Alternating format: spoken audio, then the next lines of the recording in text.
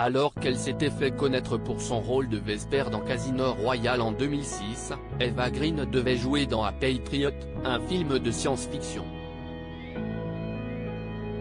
Sauf que la société White Lantern Film, chargée de produire le long-métrage, a décidé de mettre un terme au projet en octobre 2019. Mais un procès s'est ouvert ce jeudi, car l'actrice de 42 ans, qui est d'ailleurs attendue à la barre le 30 janvier prochain, a décidé de poursuivre en justice l'entreprise britannique, réclamant notamment son cachet d'$1 million, 918 000 €, pour le film, malgré son annulation.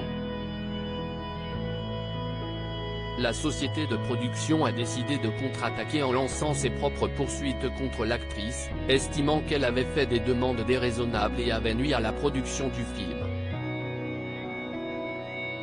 Elle aurait notamment exprimé un manque de confiance et un mécontentement à l'égard de membres de l'équipe de production, et se serait montrée de plus en plus réticente à s'impliquer, en violation du contrat, ont estimé les avocats de White Lantern Film. Mais d'après celui chargé de défendre l'actrice, cette dernière serait au contraire pliée en quatre pour que le projet se réalise car il traitait d'une question qui la préoccupe beaucoup, à savoir la catastrophe climatique. Des insultes par message de discours contradictoires, donc. Il y avait selon l'avocat Max Malin une scission entre les attentes d'Eva Green et le film qu'elle voulait faire et ce que le budget permettait. La production justifie leurs accusations en s'appuyant sur des messages WhatsApp dans lesquels elle aurait qualifié un membre de l'équipe de diabolique, de sociopathe sournois, de menteur et de fou. Elle aurait également traité le directeur de production, Terry Bird, de crétin et de trou du cul fini.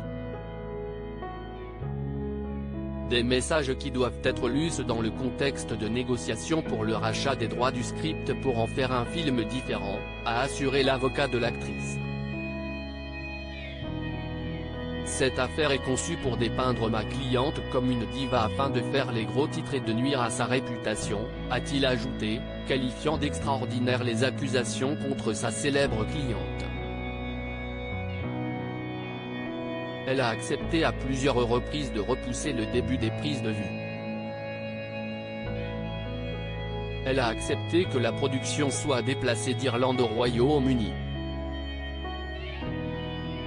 Elle a proposé à plusieurs reprises d'utiliser une partie de ses honoraires pour financer les coûts de production, a-t-il énuméré dans ses observations écrites.